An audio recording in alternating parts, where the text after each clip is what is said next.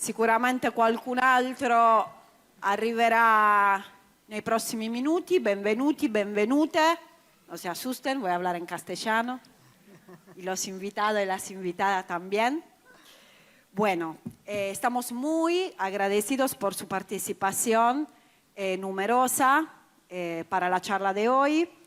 Este evento fue pensado por el equipo directivo de los 3 niveles como un encuentro, como un espacio de reflexión y por eso invitamos a profesionales del área de educación, de salud mental y de las redes sobre adolescencia. En breve las vamos a presentar.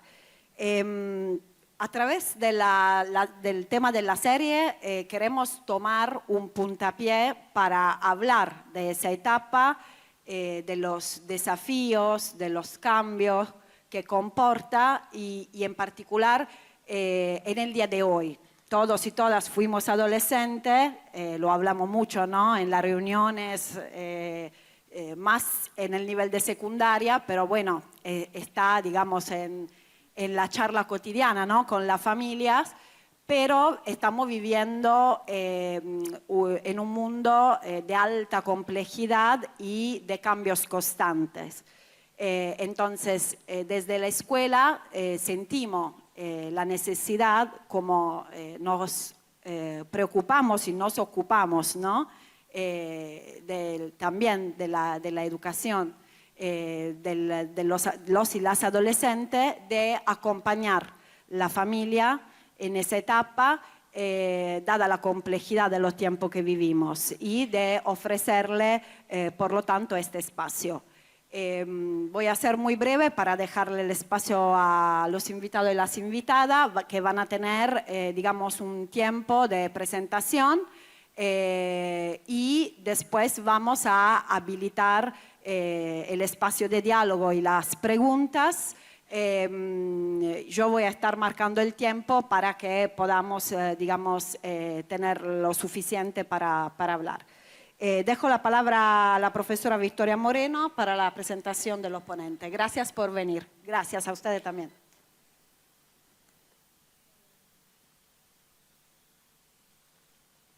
Bueno, buenos días a todos y todas, presento a las personas que nos acompañan. En primer lugar, Santiago Stura, ¿sí?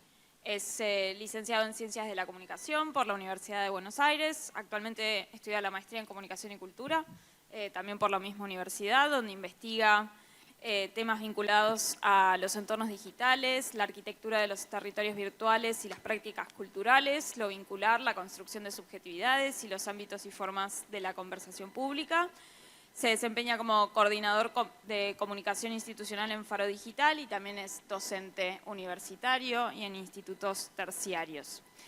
Luego está Liliana Maltz, ¿sí? Que es licenciada en Ciencias de la Educación, también por la Universidad de Buenos Aires, psicóloga social y diplomada superior y especialista en gestión y conducción del sistema educativo y sus instituciones, y diplomada en Ciencias Sociales con mención en psicoanálisis por Flaxo, ambas diplomaturas.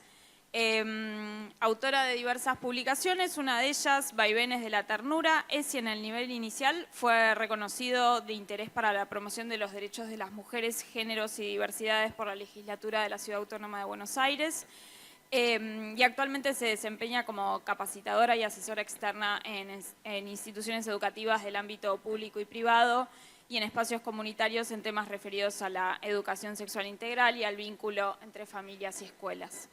Y por último, el doctor Juan Escobar es médico pediatra, jefe de residencia de salud integral de adolescencia en el Hospital Nacional Ricardo Gutiérrez. Ha realizado diversos posgrados, entre ellos residencia salud integral del adolescente, actualización en psiquiatría, psicología y psicopatología en niños y adolescentes, y ahí me equivoqué por unas décadas, entre 2019 y 2023 fue director de Adolescencias y Juventudes en el Ministerio de Salud de la Nación. Actualmente es docente, tallerista y coordina diferentes dispositivos de capacitación. Le cedemos la palabra. Cualquier corrección.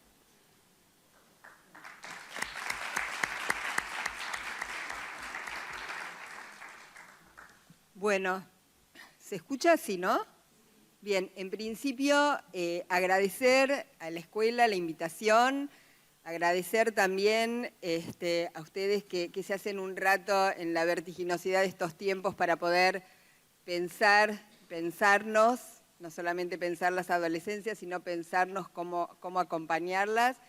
Y además felicitarlos por hacer, porque la escuela toma este guante y hace un espacio para pensar temas que son complejos y que hacen falta esto, ¿no? Detenerse a revisar, a revisarnos y a mirar de vuelta algunas cuestiones. Así que celebro mucho este espacio y lo agradezco.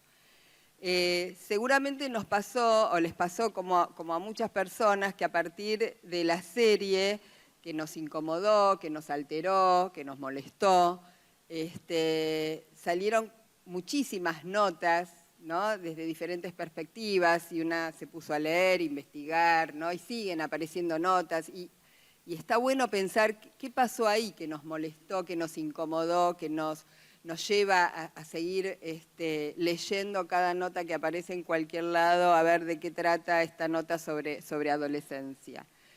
Desde mi perspectiva, yo vengo trabajando en la educación sexual integral, creo que la serie aporta muchos temas que la ESI viene trabajando y acompañando a las escuelas.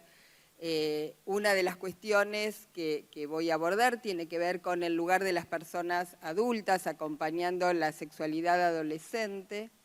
Y cuando hablamos de sexualidad lo pienso desde la perspectiva de la ESI, que es una perspectiva integral, no solo ligado a la genitalidad, sino también a los afectos, a los estereotipos, los afectos que están permitidos por ser varón o por ser mujer, a la idea de belleza hegemónica, a pensar el cuidado del cuerpo y la salud, la intimidad, el consentimiento, que son todos temas que se vienen pensando y abordando desde la educación sexual integral. Y voy a ir leyendo algunas cuestiones, otras las voy a ir conversando. También me pasó de leer un montón de notas, iba citando algunas que me impactaron más y armé algo también a partir de esto. Lila Feldman, en una de las notas, que es una psicoanalista, dice: yo diría que nos falta pensar juntos, hablar mucho, conversar todo de nuevo, entre ellos y nosotros, entre adultos y con nosotros mismos también. Ninguna tecnología supera ese invento prodigioso de lo humano, un sujeto que se dispone a escuchar a otro. Esa escucha, esa disponibilidad en las antípodas de vigilar y castigar puede aún hoy torcer destinos. Y justo en otra nota de un autor conocido, Amador Fernández Sabater, sobre la serie, decía: escuchar es una palabra hermosa, pero un camino largo y difícil. Escuchamos, para empezar, solo si no creemos saberlo ya todo. Si confiamos en que el otro tiene algo para decirnos, algo que no sabemos o algo que queremos o necesitamos saber. Pero los adultos saben, creen que lo saben todo, eso precisamente les constituye como adultos en esta sociedad. Si queremos escuchar, dice este autor, debemos desertar de todo lo que nos roba el tiempo del afecto, el tiempo de los vínculos, del compartir sin más objetivos. Desde luego la loca exigencia de productividad 24/7 que se nos ha metido adentro, pero también la posición de superioridad que a veces asumimos y que define la condición adulta. Desertar significa sustraer y preservar toda la humanidad posible, ¿no? Me parece sumamente interesante esta idea de escucharnos entre adultos, pero también cómo escuchamos a nuestras hijas y a nuestros hijos como una cuestión central, ¿no? Y en ese punto, me parece que ya desde hace tiempo las personas adultas andamos bastante desorientadas respecto de cómo leer a los adolescentes, cómo leer a nuestras hijas y a nuestros hijos, desde qué perspectiva, desde qué lentes. Y hay algunos guiños en la serie que me parecen interesantes. ¿Vieron todos la serie? No, bien. Entonces voy a desarrollar y explicar algunas cuestiones. Hay una parte en donde un adolescente le dice a su papá, policía, que va a investigar un caso de femicidio en la escuela, lo ve a su papá, que es el policía que viene a hablar con todos los adolescentes, muy desorientado, y lo llama después aparte y le explica algunas cuestiones del lenguaje, ¿no?, que había aparecido en las redes, y le dice al papá, la verdad que te vi muy perdido, entonces te cuento esto para que vos entiendas nada más ni nada menos de por qué pasó este femicidio, por ejemplo, ¿no? Y a la vez, en esa charla, el hijo le dice al papá, hace mucho que no me decís hijo, ¿no? Y acá me parece que hay una clave interesante porque algo lo moviliza a este papá que lo invita a su hijo a comer, a compartir un espacio juntos. O sea, hay algo ahí que pasa y a mí me parece interesante en esto que leía, ¿no?, del 24/7 y la falta de tiempo, de nuestra disponibilidad a escuchar, a hacernos un tiempo en esta sobredemanda laboral que muchas veces tenemos, sin celular de por medio, para generar algo del orden del encuentro, ¿no? Hoy Milé decía esta importancia del encuentro, de encontrarnos con otros. Y acá me parece que nos va dando una pista de cuestiones para poder pensar con adultos, ¿no?, o entre adultos. Otra pista que me parece que nos da la serie es que tratando de indagar qué pasó, que un niño, un adolescente como cualquier otro puede llegar a cometer un acto femicida, tratando de buscar en el origen de los vínculos, el papá se dice a sí mismo, a mí me pegaba mi papá, ¿sí?, y yo no le pegué a mi hijo, yo no fui violento con él. ¿Qué pasó acá? ¿Qué pasó? Se hace esta pregunta realmente de manera de interpelarse. Y de vuelta la serie nos da una pista porque él, pensando que no había sido violento, con las mejores intenciones respecto de su hijo, porque no le había pegado, cuando uno escucha la voz de este adolescente, uno va entendiendo que este hijo vivió también como violento, por ejemplo, cuando jugaba al fútbol y no le salía bien, el papá dejaba de mirarlo porque se sentía avergonzado, ¿no?, porque su hijo no cumplía esas expectativas deportivas, y para él, para este chico, esto era muy violento, era muy fuerte, ¿no? Y también me parece que acá nos abre algo a pensar, de qué hablamos cuando hablamos de violencia. A veces pensamos que uno es violento porque pega, pero también hay registros que, si bien no tienen el dolor de lo físico, generan después un nivel de autoexigencia, de sentirse no queridos, de sentirse frustrados. Inclusive, después se va viendo cómo este papá no había sido violento físicamente con el hijo, pero sí tenía reacciones violentas cuando, por ejemplo, le pintan una camioneta o el joven relata algunos hechos donde había visto a su papá de manera violenta. Y de vuelta acá me parece que nos da otra pista. Y quiero hacer un paréntesis. Todo lo que estoy diciendo no tiene el sentido, y lo aclaro, de pensar en términos de culpabilidad, ¿no?, y empezar todos a hacernos el harakiri. Me parece que hay cuestiones que nos pasan porque tienen que ver con una época que vamos mamando, y por eso la importancia de estos espacios, que yo los entiendo como rondas más allá de la disposición espacial, que sean espacios donde podamos pensarnos, pero sin martirizarnos, sin culpas de por medio, y haciendo un ejercicio de salir de la época en la que estamos, mirarla como extranjeros y volver a entrar, ¿no? Y tampoco sentirnos responsables de cuestiones que tienen que ver con cuestiones que mamamos en una cultura, ¿no? Entonces poder revisarnos sin esta cuestión de qué hice mal, sino, bueno, poder pensar esto. Decía que cuando este papá no se consideraba violento, ¿no?, y después vemos que en qué el hijo sí lo veía, también me parece que nos da una pista interesante como adultos, que es pensar que nuestros hijos aprenden más de lo que nos ven hacer que de lo que les decimos que tienen que hacer, ¿sí? Les decimos, deja el celular y nos ven todo el tiempo absortos con el celular. Hablamos de la no violencia, pero nos ven manejando e insultar a quien se nos cruza.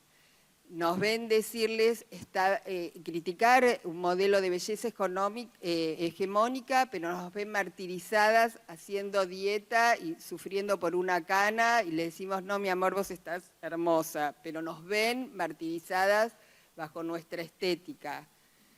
No sé por qué se ríen. A mí también me pasa, ojo, no digo que uno quede fuera de estas cuestiones, ¿no? Nos ven hablar de respeto y volvemos del trabajo insultando a medio mundo, aunque a veces a un docente de la escuela, ¿no? Entonces, me parece importante poder mirarnos, insisto, sin ningún harakiri, para entender que ahí estamos dando un modelo. No solo cuando nos sentamos a dar una charla, hablar del respeto, de la convivencia, del amor hacia el otro, sino esto que hacemos cuando manejamos, insultamos a medio mundo, también estamos dando... también nos están mirando y aprendiendo de eso. Y hay otro punto más que me parece crucial para pensar en términos del lugar de los adultos, que es, y esto viene pasando ya hace algún tiempo, que es el borramiento de la simetría, ¿sí? Y esto combinado con adolescentes que no sabemos leer y que se subjetivan en medio de las redes, es un combo bastante explosivo. Y esto no es, insisto, por una responsabilidad individual o no solamente, sino que, y esto en un texto muy antiguo, Philippe Mérieux, que se llama Educar en la incertidumbre, él planteaba cómo el mercado nos invita a todos a satisfacer inmediatamente nuestros deseos, nos vuelve caprichosos, nos vuelve infantiles, nos vuelve llame ya y que tu vida sea un finde. Desde que nos levantamos hasta que nos acostamos tenemos todo el tiempo mensajitos, hacé esto, comprate lo otro, te tengo el crédito listo, date el gusto, Entonces, nosotros, ¿cómo hacemos adultos caprichosos, que nos queremos dar gustos, satisfacer el deseo e inmediatamente, para ponerle un borde a esos niños que son caprichosos porque su edad evolutiva lo permite de alguna manera? Es muy difícil que un caprichoso ponga un límite a otro caprichoso porque todos nos queremos dar un gusto todo el tiempo. Entonces, me parece importante entender esto en clave epocal, entendiendo que hay algo que nos iguala, que nos pone a todos en el lugar de caprichosos consumidores. Entonces, desde ese lugar es muy difícil, ¿no? Pero él empieza a ser como un mantra que muchas veces repetimos como adultos, pero él quiere y va con 40 grados a la escuela. El otro día una amiga... que con su nieta me decía, estoy acá hablando con Lu porque hace muchísimo frío y no se quiere poner una calza. Yo digo, y la mamá y el papá no la logran convencer, ¿no? O sea, no estoy hablando de ejemplo, yo no tengo nietos por ahora, lamentablemente, pero no lo veo ajeno, ¿no? Una amiga en una escuela me dice que citaron a una familia porque el nene faltaba mucho, y la familia les dice, pero sin registro. Bueno, pero cuando él nos dice, tengo fiaquita, no lo mandamos, ¿no? O sea, y no les hacía ruido. El nene diciendo, 3er grado, tengo fiaquita, bueno, mi amor, no vas a la escuela, ¿no? Entonces, no estoy criticando, digo, esto tiene que ver con esto de hay que darse el gusto, todo está bien, todo buena onda. Digo, y en ese sentido, quizás por no querer ser autoritarios, el borde y esa asimetría es absolutamente imprescindible, aunque sea para transgredirla, ese borde tiene que estar. Hace mucho tiempo, Perla Selmanovich escribía en un texto contra el desamparo, yo lo cito en un libro, Educación Sexual Integral para la Ternura, algo que me parece interesantísimo. Ella decía en el 2003, pensar las dificultades que tenemos los adultos para sostener la simetría cuando la conmoción también nos toca, constituye un recaudo, en tanto que obviar esa distancia pone en riesgo de potenciar y duplicar el desamparo de quienes portan, además, la vulnerabilidad propia de su condición infantil. Se trata de evitar que los chicos queden librados a su propia suerte, no haciéndoles faltar esa distancia en la que una trama de sentidos pueda alojarse bajo la forma de palabras, de números, de relatos, de pinceles y de juegos. Y acá digo yo, Selmanovich escribía estas ideas en el 2003, pero vuelven a cobrar una profunda vigencia en nuestros días, en los que por diferentes motivos muchos adultos también nos sentimos vulnerados y vulnerables.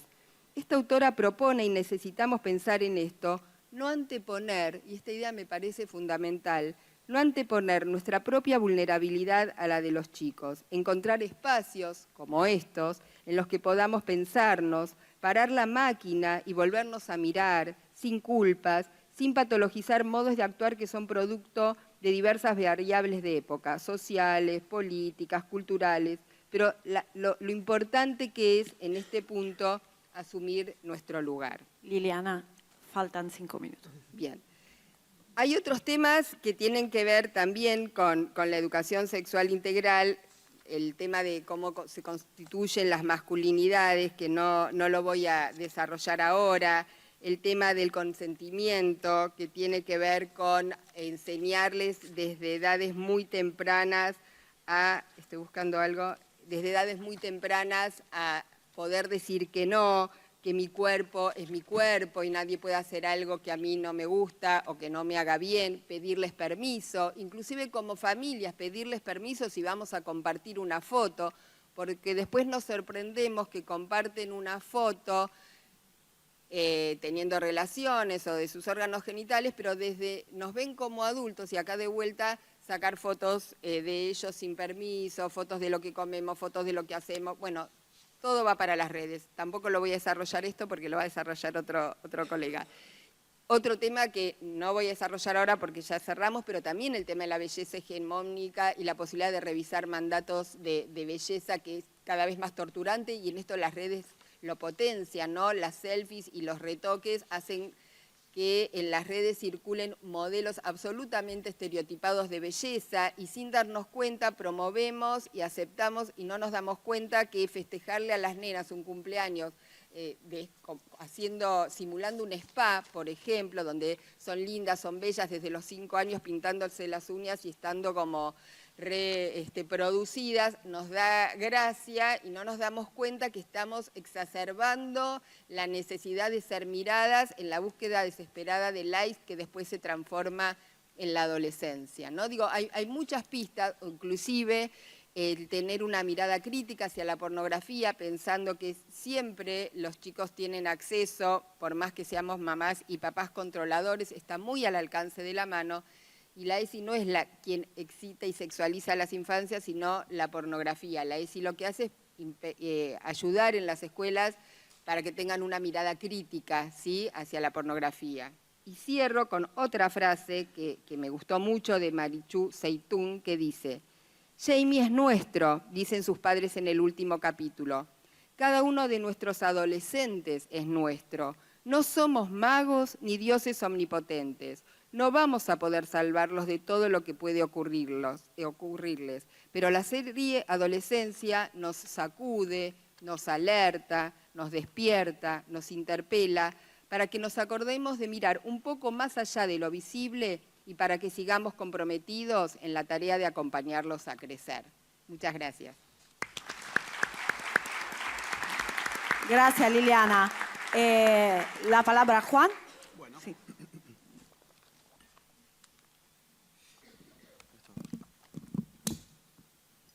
Ahí va. Bueno, buen día a todos, a todas. Muchísimas gracias por la invitación y por la posibilidad de pensar juntos, juntas. Yo voy a intentar desarrollar 3 ideas o 3 conceptualizaciones que me parecían importantes a partir de la serie. Una tiene que ver precisamente de qué hablamos cuando hablamos de adolescencias y en esto específicamente algunas cuestiones relacionadas a la pubertad. Algo relacionado a las masculinidades y el orden social de género y si llegó con el tiempo, algo del rol de los adultos que acompañamos. Para no irme con el tiempo, me lo traje, así que voy a leer y voy a intentar ahí como dialogar un poco. Tradicionalmente referimos a la adolescencia como esa etapa vital de las personas en donde empieza a consolidarse la autoestima, la autonomía, a la vez que se ponen en tensión los valores y representaciones del mundo adulto y de la sociedad en general.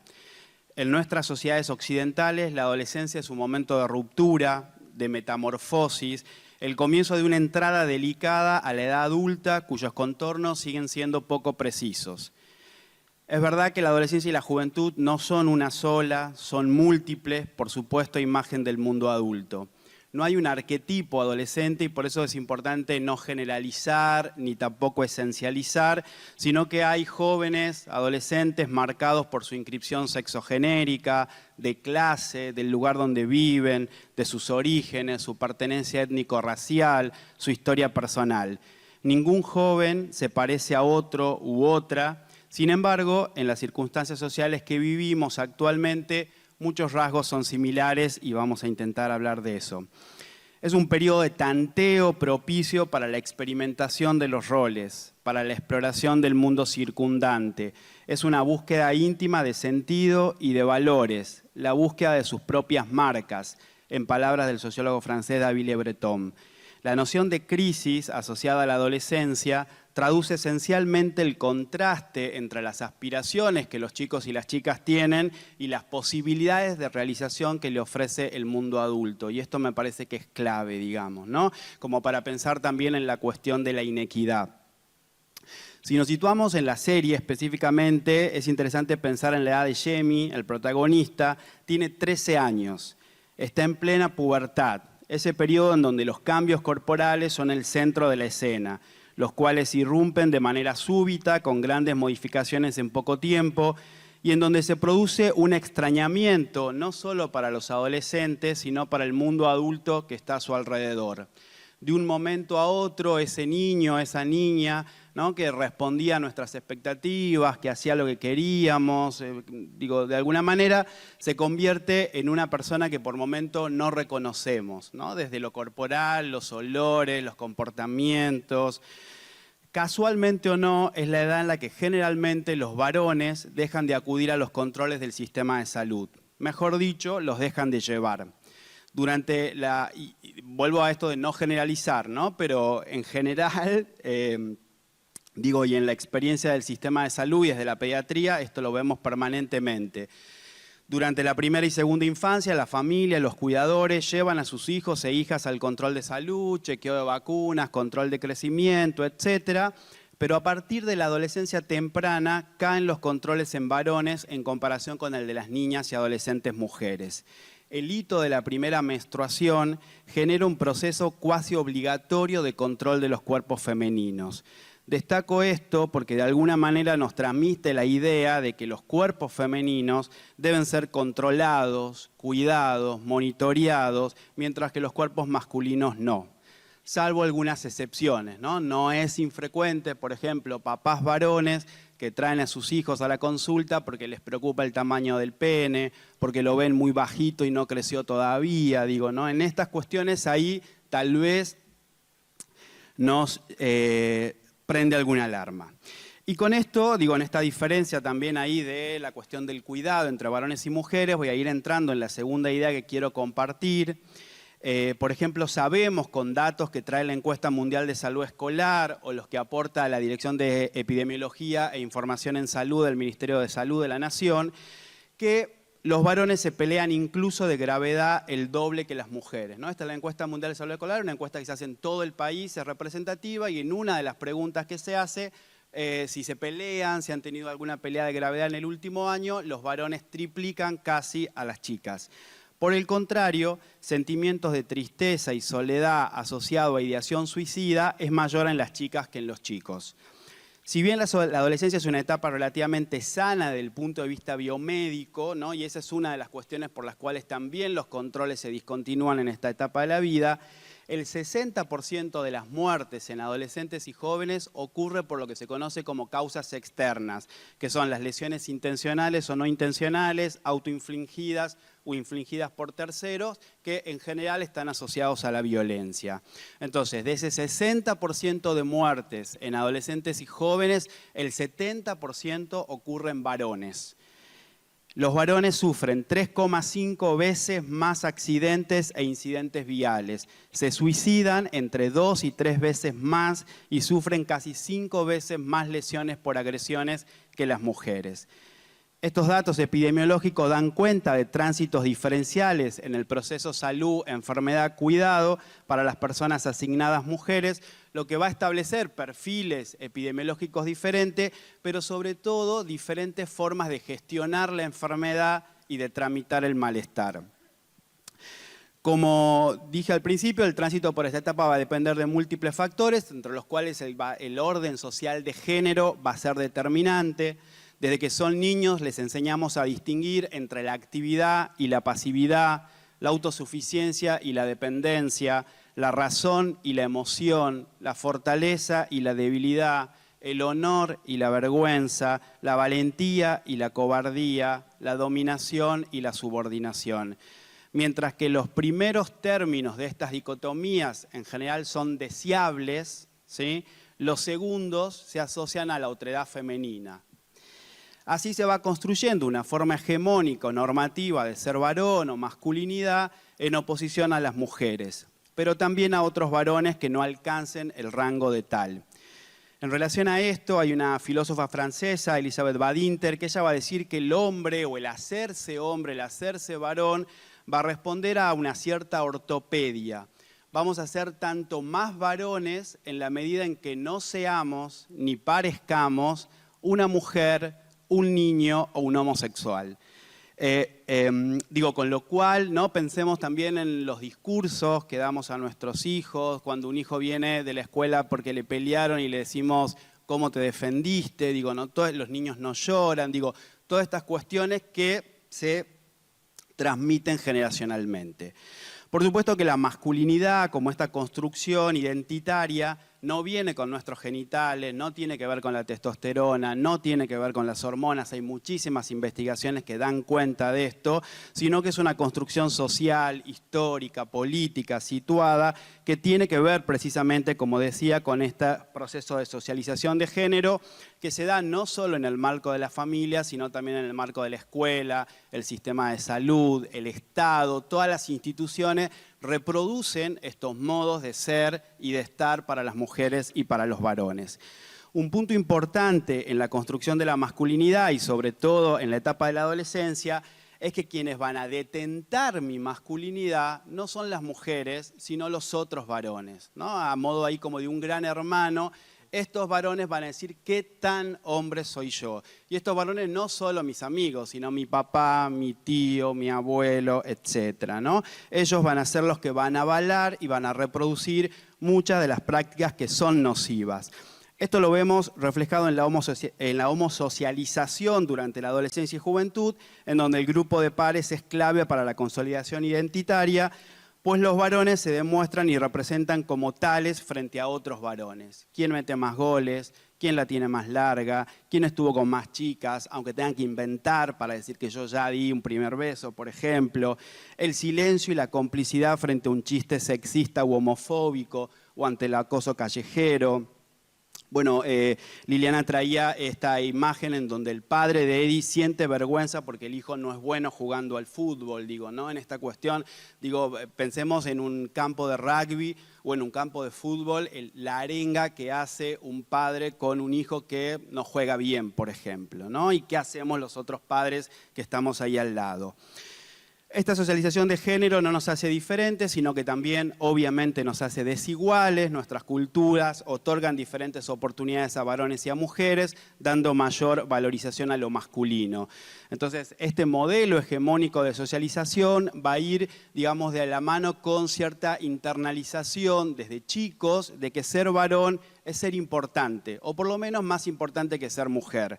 Mayores permisos para salir de casa y ser menos visible el control de los adultos, uso del espacio público, sobre todo nocturno, quizás con menos riesgo de sufrir alguna situación de acoso o violencia sexual, menos exigencia en las tareas domésticas y de cuidado, habilitación y en ocasiones estimulación para el ejercicio de la sexualidad en contraposición a una menor responsabilidad en el cuidado, ¿no? ¿Qué pasa frente a un embarazo adolescente? Digo, las oportunidades no son las mismas, que se truncan, digo, no son las mismas para la mujer o para el cuerpo gestante o para la persona gestante adolescente que para el varón. Mayor naturalización del consumo de alcohol y otras sustancias, participación activa en una gran cantidad de deportes, etcétera, digamos, ¿no? Hay ciertas ventajas que los varones tenemos, si nos vamos 50 años atrás, los varones podíamos votar y las mujeres no. Complementario a esta, podríamos decir, pedagogía del privilegio, los varones somos socializados para la virilidad a través de una pedagogía del riesgo, la potencia, la competitividad, el autocontrol, la autosuficiencia, la incapacidad emocional, la negación de la vulnerabilidad, la despreocupación por el propio cuerpo, ¿no? Digo, en general los varones acudimos cuando tenemos síntomas más severos al sistema de salud, por ejemplo, digo, ¿no? Porque hay cuestiones ahí que tenemos internalizadas. Siguiendo a Beno de Keyser, médico y antropólogo mexicano, él dice que la construcción de la masculinidad no trata solo de la generación de representaciones y prácticas, sino también de una serie de presiones y límites en ciertas manifestaciones de la emotividad, sobre todo relativas al miedo, la tristeza y frecuentemente hasta la ternura, ¿no? Hay muchas escenas en donde se ve en la serie al padre de Eddie, digamos, además en una actuación bastante excelente, digo, ¿no? En la autocontención emocional, la no posibilidad de decir una palabra, la no posibilidad de abrazar a su hijo, aunque quiera hacerlo, ¿no? Y esto se transmite claramente. Estas formas o estas expectativas de ser varón y de ser mujer, obviamente que generan posiciones jerárquicas, ¿no? Y para poder detentar esta situación o este ejercicio de poder, el modo de vehiculizarlo es a través de la violencia. Creemos aprendiendo que llorar no es de hombre, que si te pegan tenés que defenderte, y de esta manera se asume que la pelea es el modo legítimo de resolución de conflictos y como espacio de disputa del poder o del territorio, ¿no? Y imaginemos esto multiplicado por las redes sociales y el uso de la tecnología.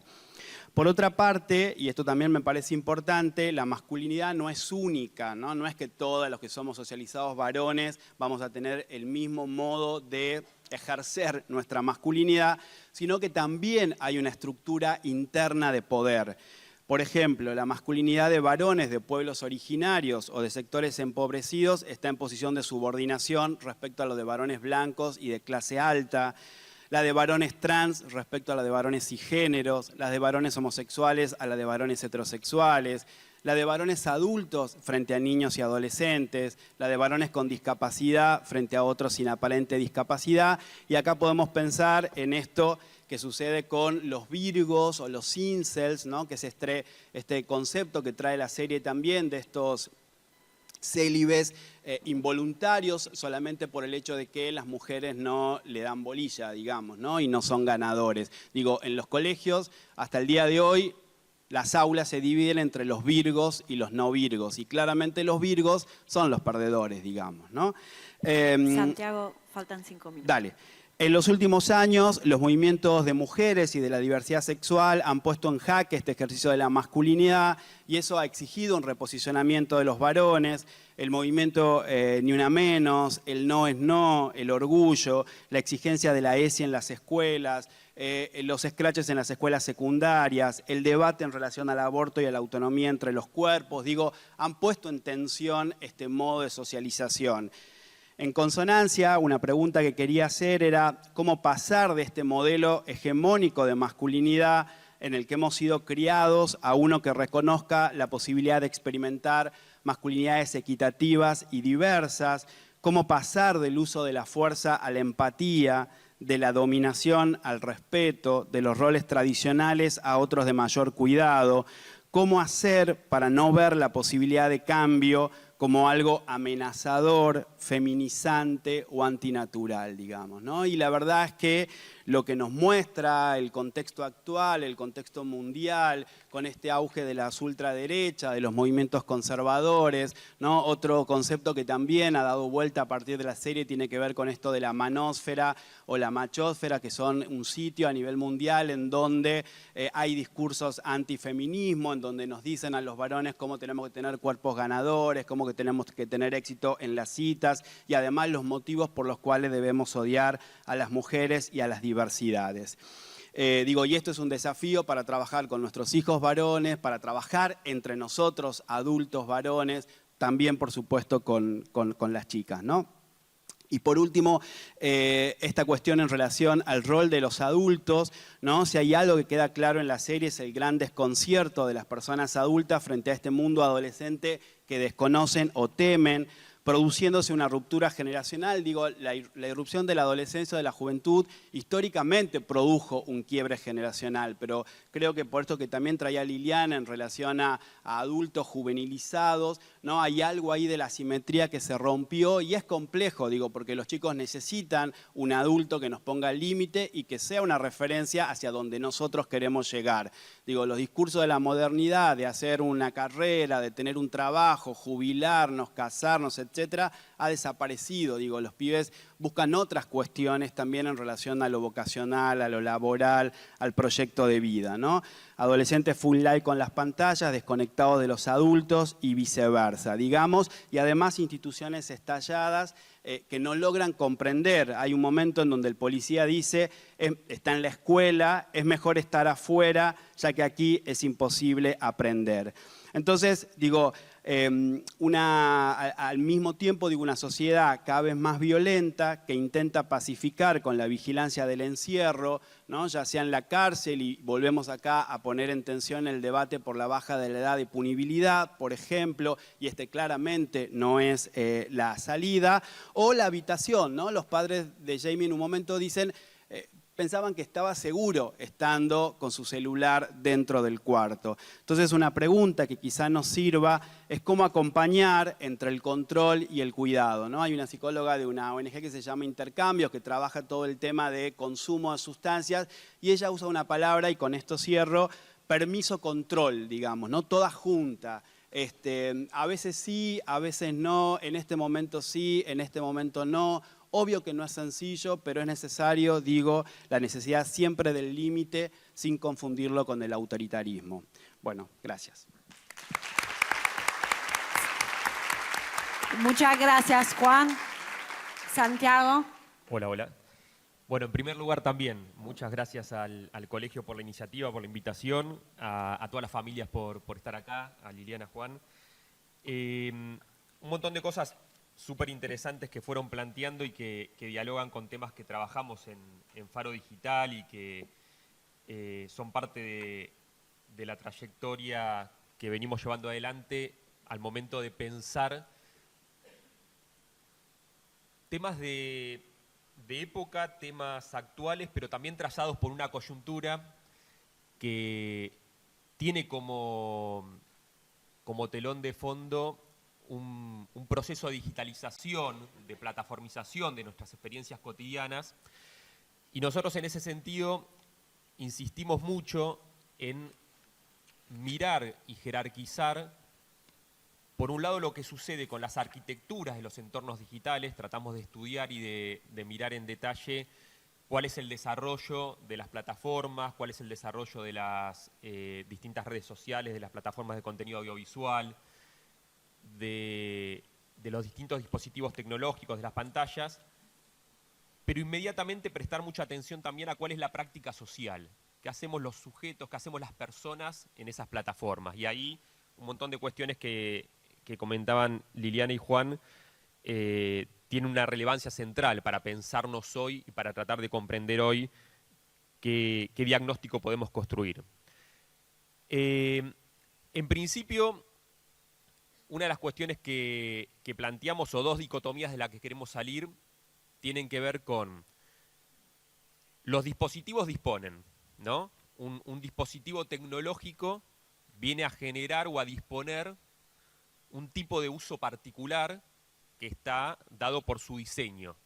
No hacemos lo que queremos en cualquier red social, hay una serie de reacciones posibles, hay formatos, hay contenidos que funcionan con mayor o con menor éxito, hay una comunidad que cuantitativamente muestra reconocimiento o no reconocimiento a los contenidos que circulan, pero que los dispositivos dispongan no significa que quiten toda capacidad de agencia de los sujetos, sino que dentro de ese dispositivo que dispone hay sujetos, hay personas, hay comunidades que muchas veces desafían esos límites, muchas veces los aceptan, muchas veces repiten o replican prácticas que se construyen como prácticas mayoritarias, y también hay otros casos donde ocurren desplazamientos o resistencias.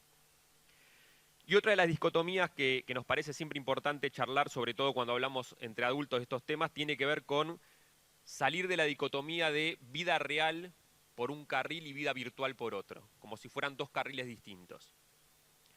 Cuando pensamos la cantidad de horas que tenemos de conectividad a pantallas en el mundo adulto, cuando pensamos en nuestra trama cotidiana, todas las actividades que inmediatamente se nos vienen a la cabeza, que al momento de desarrollarse tienen un correlato en pantallas y un correlato en territorios físicos, ¿no? Es muy difícil hoy pensar una actividad en términos de salud, en términos económicos, en términos vinculares, en términos de sociabilización, que no tengan un correlato en pantallas. Desde la práctica de una actividad deportiva que se organiza en un grupo de WhatsApp, luego se realiza en un espacio físico y luego en forma de recuerdo, de comentario o de vínculo, continúa en ese grupo de WhatsApp o en una red social con una foto que se subió.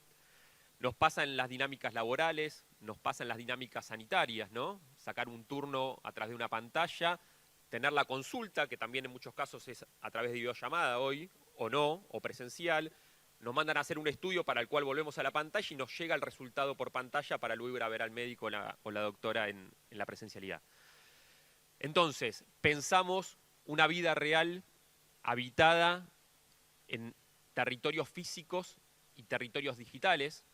Suspendemos, y esto nos parece central, generar un proceso que requiere mucho trabajo y tiempo de suspensión de un juicio moral adulto sobre la relevancia de las cosas que ocurren en un territorio y otro, ¿no? Uno podría decir por su propia experiencia que prefiere tomar unos mates o tomar un café con un amigo en un bar o en una casa y que en ese encuentro presencial se genera un vínculo, una conversación más profunda, y otra persona podrá decir, desde que se fue un pariente mío a vivir afuera o a otra provincia, tengo videollamada día por medio y hablo más ahora por videollamada de lo que hablaba cuando vivíamos cerca. Esto quizás en el mundo adulto encuentra algún consenso en torno a experiencias satisfactorias, profundidad de las experiencias, y podemos hablar un mismo idioma. Pero es muy difícil generar comprensión y diálogo intergeneracional si partimos de la premisa de considerar que lo que los adolescentes o los jóvenes hacen en las pantallas es poco importante, ¿no? Si tenemos una mirada peyorativa sobre lo que ellos suben en términos de contenidos, sobre lo que ellos se muestran o no afectados por lo que sucede en las pantallas, es muy difícil que se genere un diálogo ahí. La experiencia que nos da el territorio al momento de conversar y poner mucha escucha en lo que pasa con los jóvenes y adolescentes en los entornos digitales, es que en general no piensan en el mundo adulto o en sus adultos de confianza como personas con las cuales se puedan charlar de los problemas que se suscitan en las pantallas o en los entornos digitales. O porque manifiestan que no van a entender o porque la respuesta va a ser punitiva. Me va a sacar el celular, me va a hacer cerrar la red, ¿no? Ante casos incluso muy delicados, por ejemplo, como haber sido víctimas de grooming, tratan de encontrar otros caminos u otras formas de gestionar, muchas veces entre pares o ir antes al colegio que a la familia. Entonces, eso nos parece un tema central. Otro tema que se vincula con este desafío generacional tiene que ver con que cuando pensamos desde el mundo adulto en generar consensos, cuidados y límites en las prácticas de los jóvenes y adolescentes, en general, ese límite, ese cuidado o ese consenso que se construye de una distancia cronológica, una distancia temporal, con algo que no me está afectando como adulto. ¿Qué significa esto? Si yo a un adolescente o a un niño o niña le planteo que debe bajar del árbol porque el árbol, porque está subiéndose a ramas que se pueden quebrar, yo trazo ese consenso o ese consejo o ese límite desde una experiencia como mundo adulto que no estoy subido a un árbol a punto de caerme. Estoy señalando eso o porque ya me caí o porque la experiencia y el consenso del mundo adulto indica que a determinada altura hay ramas más finitas y que ese niño o niña se puede caer o ese adolescente se puede caer. Cuando yo señalo un riesgo frente a un niño o niña respecto a lo que puede suceder con el fuego, con una cocina, con una estufa, señalo ese riesgo y marco ese límite porque como adulto no estoy expuesto a quemarme con la estufa a la par de ese niño. Con las pantallas tenemos un desafío nuevo y diferente, que es tratar de construir consenso, límite y cuidado desde una vulnerabilidad compartida. Le estoy diciendo que se baje del árbol mientras estoy subido al árbol yo también. O le estoy diciendo no te quemes con la estufa mientras yo me quemo. El tiempo de conectividad a pantallas en el mundo adulto en muchos casos supera al tiempo de conectividad en pantallas de las adolescencias en promedio. Vemos un problema de dependencia digital al mismo tiempo que tratamos de consensuar en el mundo adulto cómo hacemos con esa dependencia nosotros mismos. Y eso implica un desafío, porque como decía Liliana y decía Juan, la adolescencia es un momento en particular donde el adolescente naturalmente pone a prueba al mundo adulto, lee rápidamente las contradicciones del mundo adulto. Hay distintas etapas en la crianza que tienen que ver con el reconocimiento de fases de espejo, donde lo que hace el mundo adulto no es algo accesorio, es algo central al momento de criar y de construir límite y consenso. Entonces, reconocer esa vulnerabilidad compartida es central. ¿Por qué? Porque estamos frente a este desafío de época. Nosotros no tenemos una mirada integradora o tecno-optimista ni apocalíptica. Lo que sí decimos es que hay desafíos nuevos y que debemos pensar y construir consensos y diálogos sobre esos nuevos desafíos. Los desafíos que trae esta revolución digital, que traen estas pantallas, tienen que ver con reconocer que estamos frente a desafíos de vulnerabilidad compartida. Estamos tratando de construir cuidados al tiempo que tratamos de construir el consenso también en el mundo adulto. Ámbitos laborales donde nos ponemos de acuerdo en cómo manejarnos con las pantallas. Adultos que instalan aplicaciones para que después de 1 hora y media o 2 horas y media Instagram se corte. Personas de mi edad, 37 años, que dejan el celular en una habitación y dicen estudio en otra porque si titila en azul yo no puedo dejar de verlo. Hay un desarrollo en estas pantallas donde están las personas, los ingenieros más preparados del mundo, pensando en estimulación neurosensorial para que eso suceda. No es un problema en particular de que Pablo porque tiene 13 años me quiere llevar la contra, o Jazmín porque tiene 15 está en una edad difícil, entonces va a querer usar la pantalla más de lo que yo le digo. Sino que a Pablo y a Jazmín le pasa lo mismo que a Santiago y a Liliana con las pantallas. Entonces tenemos que pensar desde esa perspectiva. Hay un tema en ese sentido que nos parece muy importante, que tiene que ver, y a mí me sale pensarlo con un ejemplo en primera persona. Yo tengo una hija, Catalina, que tiene 4 años, y Cata, cuando empezó el maternal y luego el jardín de infantes, como todo niño o niña de su edad, ingresaba al jardín y a los 20 minutos, media hora, 40 minutos, se estaba preguntando por papá y mamá, a qué hora la venían a buscar, bueno, según el año. Y cuando llegó el viernes último, previo a las vacaciones de invierno, en todos los años de escolarización de Cata, la docente, la maestra jardinera, nos planteó un consejo general a los padres, que en estos 15 días de vacaciones no se den vuelta los hábitos. porque venimos en un proceso en estos primeros meses de construcción de hábitos en el jardín que tiene que ver con construcción de límites espaciotemporales, ¿no? ¿Qué es un hábito y cómo vamos construyendo los hábitos en el mundo adulto cuando ingresamos al jardín de infantes, a la escuela, a los ámbitos de sociabilización? El hábito es la comprensión en Cata que cuando llega al jardín de infantes hay un momento que es el momento de desayuno, y ese momento ocurre en la sala, que luego del momento de desayuno hay un momento en la biblioteca en el que van y le van a leer un cuento, pero ese cuento no sucede en la sala. Se trasladan, suben una escalera, ingresan en la biblioteca, hay almohadoncitos y alguien les lee un cuento, que es la bibliotecaria o la maestra, y que después del momento de la biblioteca viene el momento del parque, donde corren, van al sub y baja, al tobogán. Lo que va internalizando Cata es que el momento del desayuno en un momento corta y viene otro momento después que es el momento de la biblioteca. En el momento de la biblioteca no espera el sub y baja. ¿Por qué? Porque el sub y baja no va a estar en la biblioteca, va a estar en el parque. Y eso temporalmente viene después. Hay cosas que suceden en un momento, que son antecedidas por otro momento, y que luego se desarrolla otra actividad en otro lugar. Esa temporalidad de que hay cosas que suceden en la biblioteca que no suceden en el parque, y que suceden en el parque que no suceden en la sala, va generando hábito y práctica sobre distintos momentos. Hay un lugar en el que suceden determinadas cosas y otro lugar donde suceden otras. Y las cosas empiezan y terminan. Que haya un momento de desayuno en la sala, de biblioteca y de lectura en el ámbito de la biblioteca y un momento de actividad física en el parque, lo que va haciendo es demarcar en términos espaciales y temporales actividades, prácticas.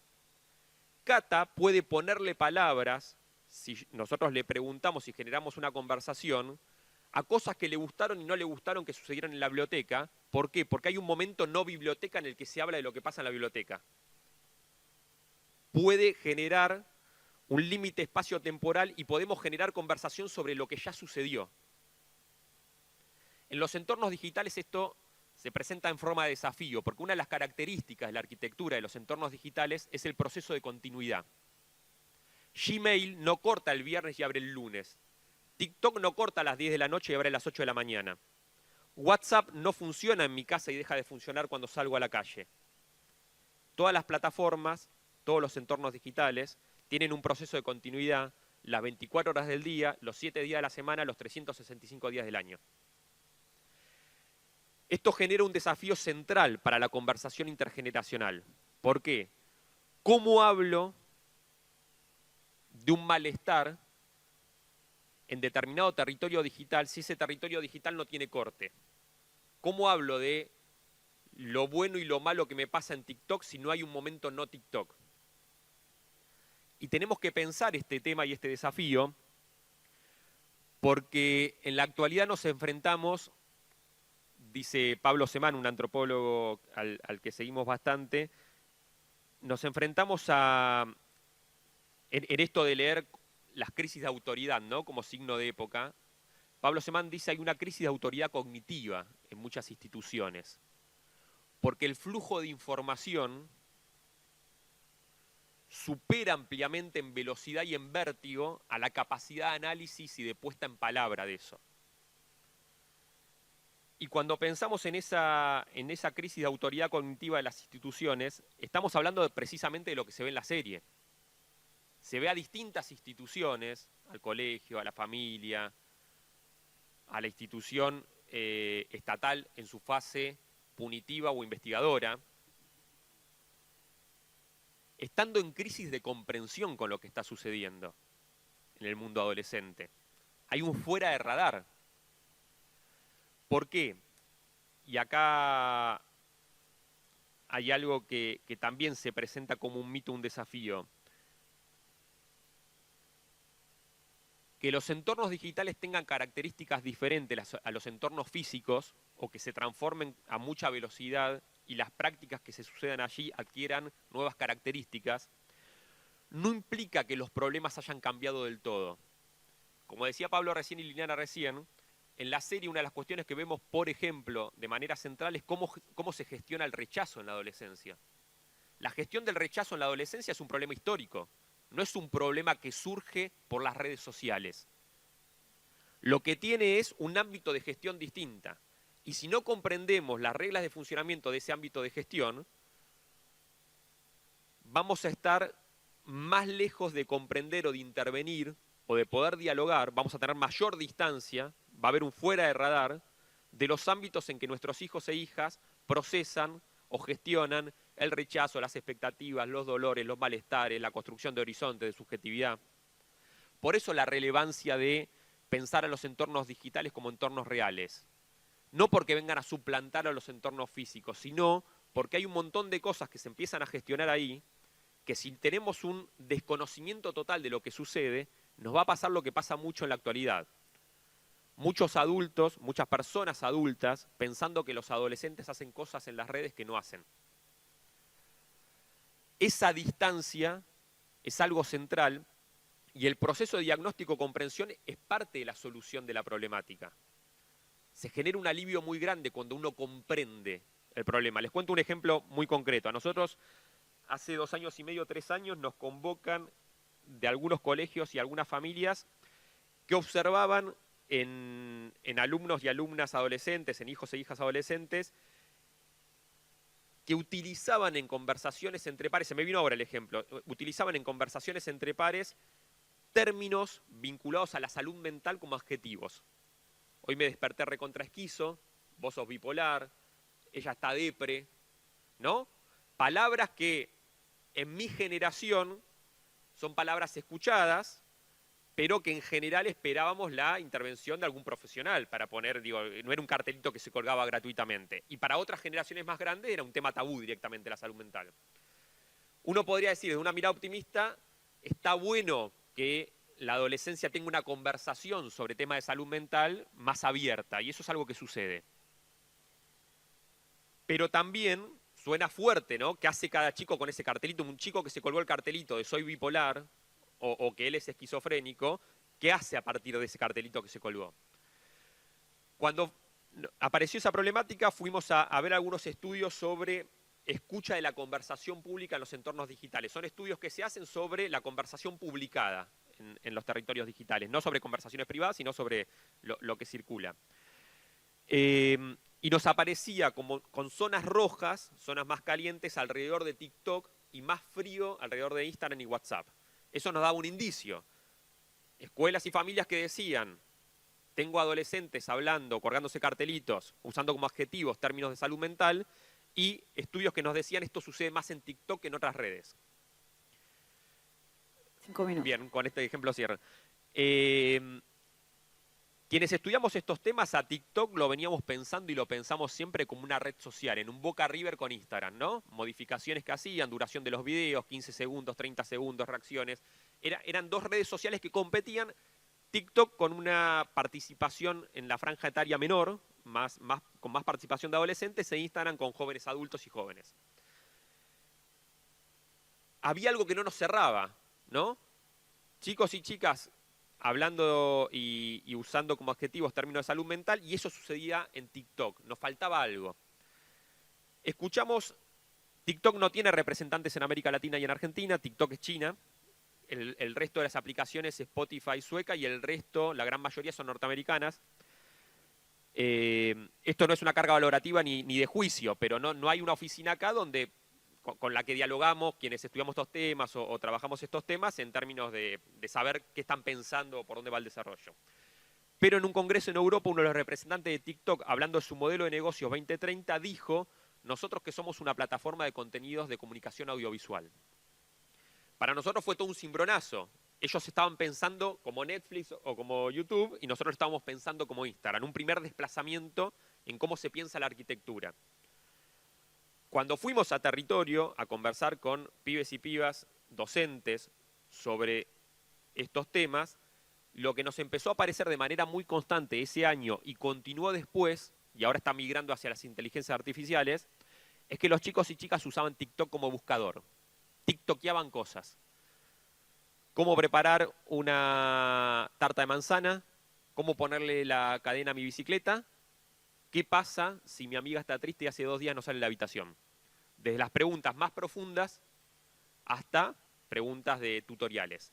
La respuesta, cómo hacer la tarta de manzana, cómo poner la cadena a la bicicleta, o qué le pasa a mi amiga que hace 2 días no sale de la casa, la daba siempre un par. Los videos de respuestas que aparecían en TikTok son generados por otra joven o por otro joven. Si no comprendíamos esa práctica y ese desplazamiento, íbamos a estar patinando sobre la punta del iceberg sin entender la película completa. Una vez que se comprende eso, se puede establecer una conversación distinta. ¿Por qué? En primer lugar, reconocer desde el mundo adulto que hay una preocupación de los chicos sobre estos temas que preguntaban en TikTok y que hoy están preguntando a las inteligencias artificiales en un uso terapéutico. Si estoy angustiado, si una amiga no sale de la casa, si me siento lindo o feo, a qué edad quiero tener mi iniciación sexual. Son preguntas que los chicos y chicas hoy hacen a las inteligencias artificiales y hacían en TikTok. Entonces, comprender ese proceso, comprender la práctica sin subestimar lo que los chicos y chicas hacen en las pantallas, nos permite construir un diagnóstico más completo, un diagnóstico certero, que nos permite luego construir herramientas mejores para abordar esos temas. Nos parece entonces que tenemos que construir conversación intergeneracional sobre estos temas, que tenemos que salir de esta idea de que los chicos son nativos digitales y nosotros somos extranjeros digitales. Hoy, un padre, una madre, un adulto responsable de un adolescente tiene más de la mitad de su vida con celular encima. Somos la generación que vivió media vida en lo analógico y media vida en lo digital.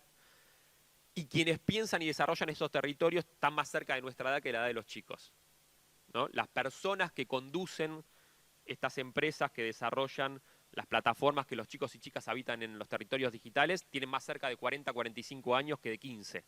Entonces, es nuestra época, nos tenemos que hacer cargo de la responsabilidad de cuidar, de construir diagnóstico y construir diálogo sobre eso, porque está desarrollada por nuestros contemporáneos y tenemos la responsabilidad de cuidar y construir consenso sobre las adolescencias. Gracias. Gracias, Santiago. Gracias a todos. Bueno, lo hubiéramos escuchado para horas y horas.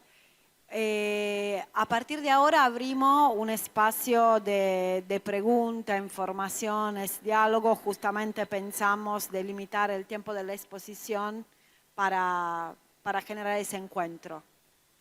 Paso el micrófono. Muchas gracias, mucha luz, gracias. Había un filósofo español que era Escotado, que decía que era un despenalizador de las drogas y decía que la única diferencia que había entre un consumidor y un adicto era la dosis. Lo mismo puede pasar con el vino, con la copa de vino nuestra y un borracho. Es un problema de dosis, no hay otra cosa. Recuerdo haber estado en Atenas, en el Congreso Mundial de Anticoncepción. Liliana, vos que mencionaste la palabra pornografía, y el tipo mostró que en Holanda utilizaban a la pornografía en la educación sexual y que los resultados en cuanto a menos violencia, más utilización de anticoncepción, mejor comportamiento, venía un poquitito de ese lado. Uno estaba más seguro, estaba más informado, había visto cosas y le iba un poco mejor. No voy a vender pornografía, no tengo nada que ver. Lo que digo es un tema, digamos, pensar que la pornografía no existe es una lucha perdida. Drogas, sexo. Pornografía, lucha perdida. ¿Hay algo que se esté haciendo en este tema? A ver, en realidad no puedo responder desde un lugar muy general, pero sí, y me parece muy interesante esto, y también en sintonía con lo que planteaba recién Sebastián, esto de las dosis. También nos diferencia las dosis entre adultos y adolescentes, pero estamos todos en un mismo desafío respecto de qué hacemos con esta virtualidad. En principio me parece, en principio me parece que un paso es no negar. La pornografía está muy al alcance de la mano de los chicos desde edades muy tempranas, más allá que controlemos o no controlemos. Me acuerdo un ejemplo cuando en una escuela hace muchos años estábamos empezando con la educación sexual integral y la escuela no sabía si empezar o no empezar a hablar de estos temas, están con dudas si armar o no una capacitación para docentes, y traen la misma escuela un ejemplo de una docente, que lo trae la docente de séptimo grado, que ve a los chicos revolucionados en la parte de atrás del aula, y estaban todos viendo pornografía de sexo con animales, ¿no? Mientras discutían si dábamos si no dábamos si no. Y además, en ese punto, la pornografía no viene graduada por edades, por contenidos, ¿no? También tengo ejemplos de familias que en espacios de capacitación contaban que sus hijos o sus hijas, desde un lugar absolutamente ingenuo y con un acceso muy fácil en los celulares o en las redes, por ejemplo, ponían Barbie Kent y aparecían Barbie Kent en todas las posiciones, o Blancanieves y los 7 enanitos, y pasaban a una porno de Blancanieves, ¿no? Y los niños buscaban con absoluta ingenuidad, ¿no?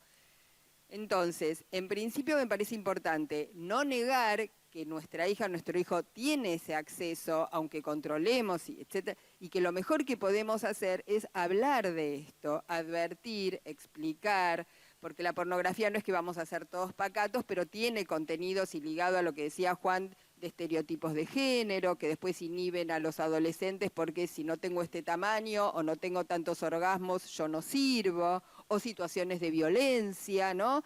Entonces, me parece que lo mejor que podemos hacer, en vez de pensar que nuestros hijos están en una cajita de cristal, como pensaban los papás del papá y la mamá de la serie, que decían, yo pensé que estaba seguro porque estaba en su habitación, ¿no? Esta idea que de vuelta tenemos que actualizar. Pensar que están seguros porque están en la habitación, porque el peligro está en la calle, ya no. Digo, me parece que tenemos que revisar estos esquemas y poder conversar. Bueno, si mirás porno, mira que tienen estos mensajes, mira que pasa esto, trata en principio de evitarlo porque a veces esto te puede traer tal o cual cosa, pero si no, o sea, esto que decían, control y permiso, pero no negar una realidad.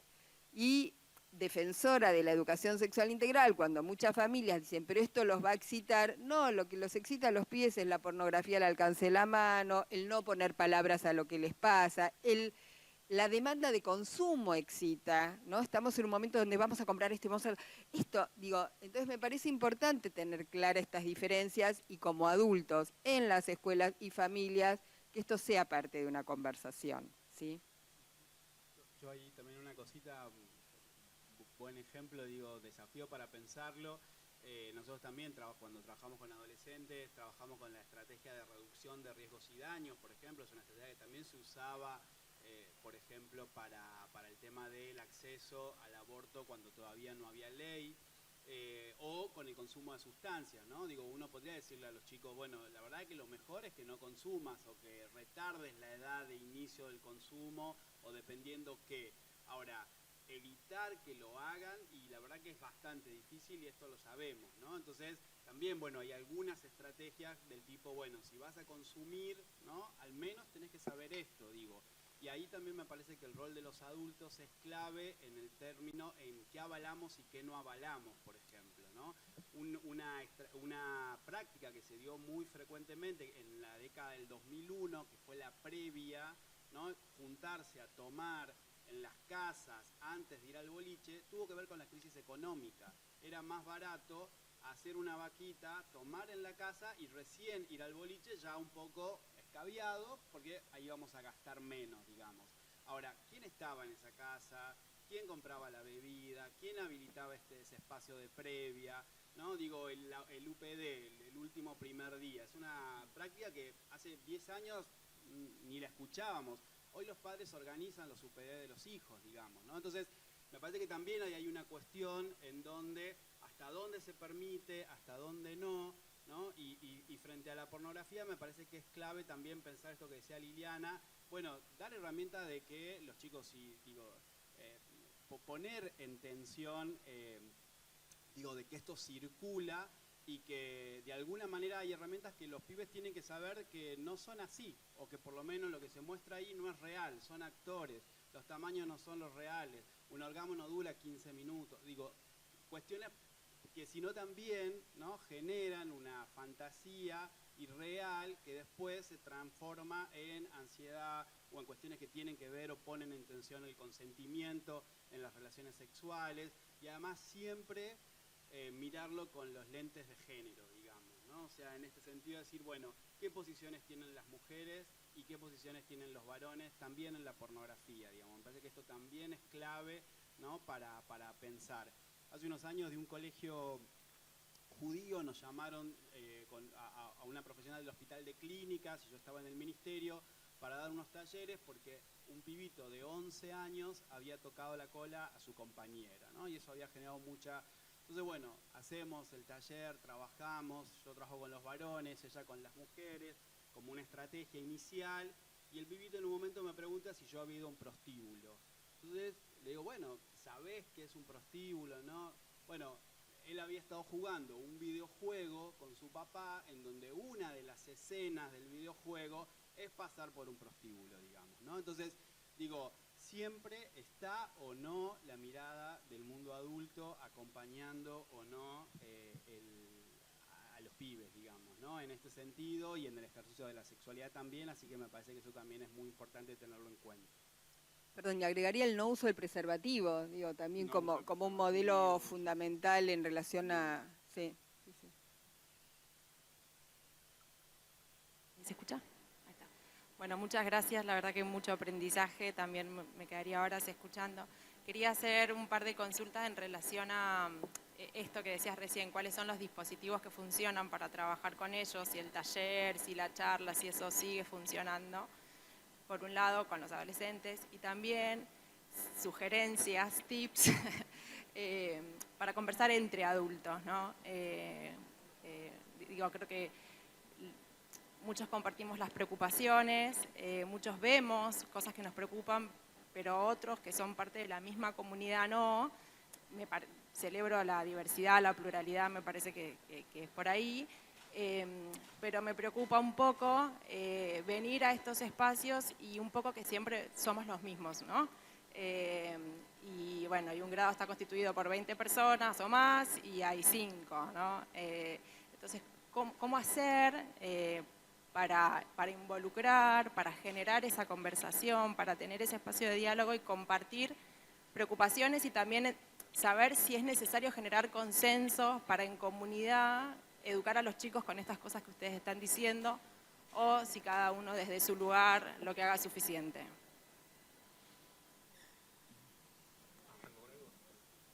Hola. Sí.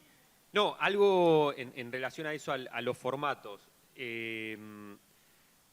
Uno de los temas también vinculado con los entornos digitales es que en la experiencia de los chicos y las chicas y en la experiencia del mundo adulto se genera un efecto de hiperpersonalización, como que el problema o el placer o la expectativa solo se me está generando a mí o solo es algo que me pasa a mí con mi hijo. Y desde ese punto de vista, iniciativas como la del colegio y de involucrar al mundo adulto en una conversación donde hablemos temas o levantemos la mano y contemos algo y genere empatía en otra persona, lo que va generando es la sensación de que hay rasgos distintos pero problemas en común. Y me parece que ese también es como un principio de solución. Nos ha pasado en algunas charlas con familias que levantara la mano un padre de un nene de 11 años y dijera, a mí mi hijo hace 2 meses me dijo soy el único que no tiene TikTok. Y yo sabía que por los contenidos, por todo, tenía que llegar a los 13, pero aparece muy fuerte este imperativo de que mi hijo o mi hija no quede relegado, no sea el único que no tiene, ¿no? El único que no tiene celular, el único que no tiene WhatsApp, el único que no tiene TikTok. Y levanta la mano una madre enfrente y dice, a mí mi hija me dijo lo mismo hace 3 meses, que era la única que no tenía TikTok en el curso. Y un poco la conversación era, ¿qué pasa si en esas reuniones con familias incorporamos también el consenso de a qué da las pantallas o a qué da cada red, como una forma de poner también un límite colectivo? Porque es muy difícil construir un límite con un videojuego violento, un videojuego con chat abierto o una red social, si el resto de los compañeros y compañeras del colegio tienen, ¿no? Esa presión se vuelve muy difícil. Entonces, si jerarquizamos el tema y pensamos que es importante, por eso también celebramos que la serie genere este cimbronazo, empezar a tenerlo en agenda como temas que tenemos que construir consensos. Una de las cosas que decía el director de la serie, el que la escribió, dice que partía de esta frase de que para criar a un chico hace falta un pueblo o una comunidad. Bueno, y tiene que ver un poco con eso, con pensar que estos problemas o estas dificultades no son problemas individuales o problemas personales o problemas que se resuelven en casa, sino que tienen que ver con esta generación de un consenso. Creemos que se le está poniendo cada vez más palabra a los problemas o dificultades en los entornos digitales, pero que sin lugar a dudas suceden en una época de mucha rotura del lazo social, de la conversación pública, donde no hay ámbitos de sociabilización hoy entre familias, y creemos en ese sentido que la escuela como tecnología, como ámbito, es el espacio que todavía guarda esa capacidad de ser el que llame a conversar a las partes o a encontrar un diálogo, tender puentes entre la familia, los chicos, la propia escuela y entre las familias también. Comparto totalmente y agregaría, que está buenísimo la posibilidad de hacer consenso, está buenísimo la posibilidad de generar espacios de encuentro en un 24/7 que no nos deja, pero también me parece que si sentimos que hay algo que no acordamos y que digan los demás, uno puede decir, bueno, pero yo decido esto. Yo me acuerdo, y esto en otra época, que cuando uno de mis hijos estaba en primaria, hacían pijamas parties y veían películas prohibidas para esa edad. A mí me parecía espantoso porque como mensaje, ¿qué quiere decir? Que si está prohibida en el cine, yo en casa digo como el adulto que lo organizaba, ¿no? Y me acuerdo que, no sé si era en 6º grado, que decidieron hacer un pijama party y pasar una película que era terriblemente cruel, de asesinatos, el pequeño, no me acuerdo el nombre, pero era durísima, yo la había visto. Y yo estaba convencida que esa película no le iba a hacer bien a mi hijo, ¿eh? Y decidí, no va. Y yo creo que eso le generó un alivio, ¿no? De que pudiera decir, bueno, si se hace por esto y esto, no es una película para... El perfecto asesino, que es una película brutal, ¿no? 6º grado, creo. Y a veces les alivia a nuestros hijos que uno diga, yo decido esto por esto y esto. Digo, no tengamos tampoco miedo, porque creo que nos fuimos para el otro lado, y ese borde, aunque se enojen, les hace bien. Digo, me parece que estamos en un contexto donde está muy borroneado te lo digo porque yo te lo digo, y parece que si no es con 30.000 explicaciones y todo no lo consensuamos, no podemos poner un límite que los ayude a crecer, porque el límite también los ayuda a crecer en esta época de date un gusto de que tu vida sea un finde, ¿no? Y eso también me parece importante, tratar de consensuar con otras familias, pero que si sentimos que hay algo que a nuestro hijo no le va a hacer bien, también podamos tener una decisión diferente, ¿no? ¿Cómo le va? ¿Me escucha? Sí. Rápidamente. No, primero quiero hacer una pregunta. Antes de la pregunta quiero hacer un comentario. Yo sentí algo de incomodidad sobre el aspecto, digamos, con respecto a la serie. Creo que la serie a mí me dejó muchas dudas, muchísimas dudas. O sea, un montón de preguntas y la verdad muy pocas respuestas. Y, perdón, y escuché, y reconozco mis límites, escuché en el relato de Liliana y Juan esta cuestión de padre, masculinidad y violencia, como que un fil rouge, ¿no? que conecta, digamos, las tres palabras, y me sentí incómodo. Creo que la serie no quiere manifestar que hay del padre una responsabilidad primaria, culpa, no culpa, comparto, no es un tema de culpa, pero sí en digamos, la desmasculinización como una solución a problemas de incomprensión, barrera, violencia. Yo no sé si esto es, digamos, yo me sentí incómodo en ese tipo de mensaje.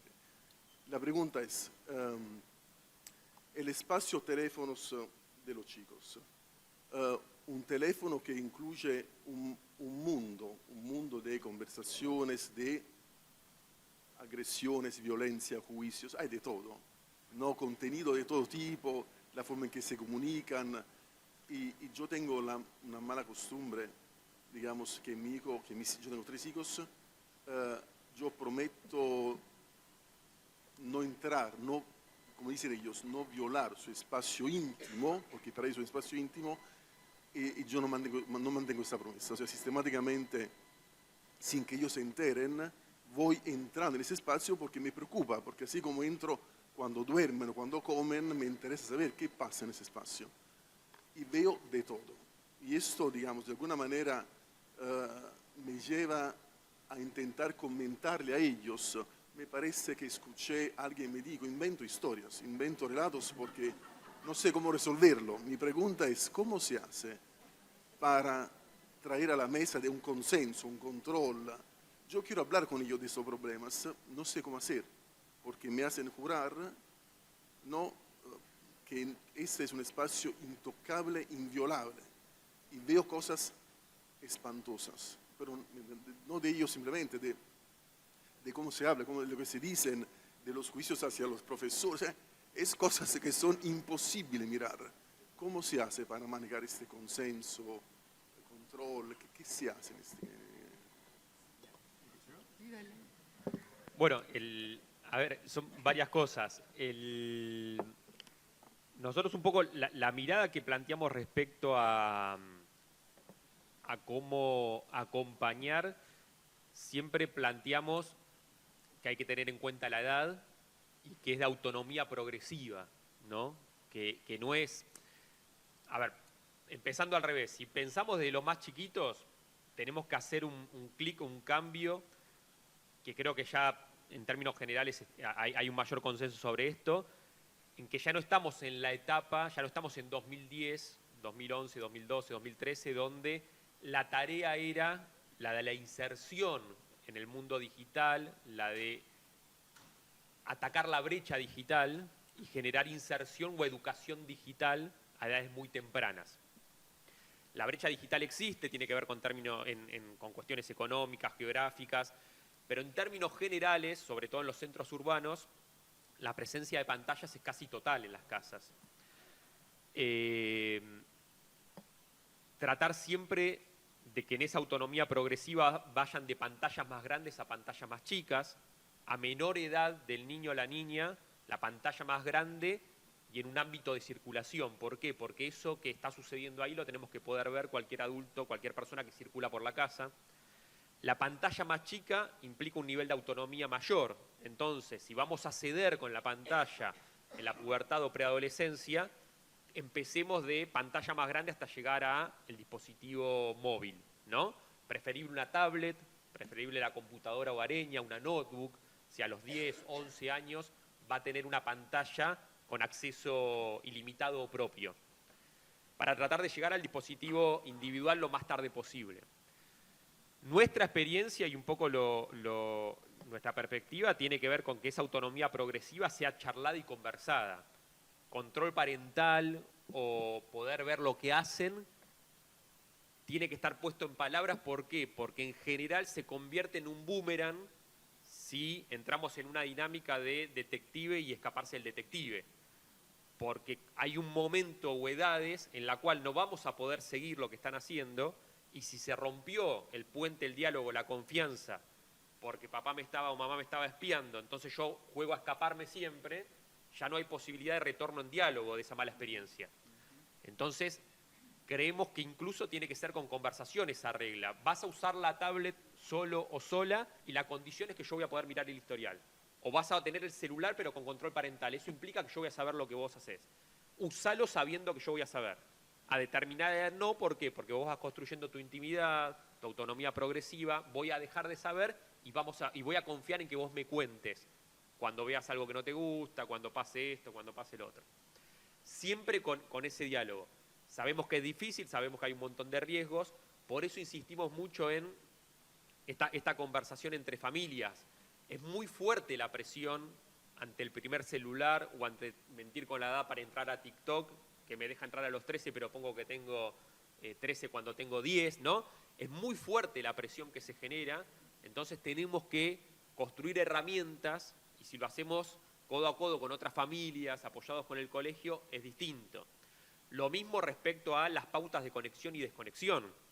Si el colegio asume que en determinadas franjas de edad hay momentos que tienen que ser de desconexión o dejar el celular en otro lado, tiene que ser en consenso con las familias, ¿no? Nos plantean muchos colegios, ponemos este límite y después la propia familia discute el límite, ¿no? O viene una familia, trae un conflicto a un directivo porque el chico, mientras está en el aula, transmite el conflicto por WhatsApp en horario escolar, eso llega al directivo y el docente no está al tanto.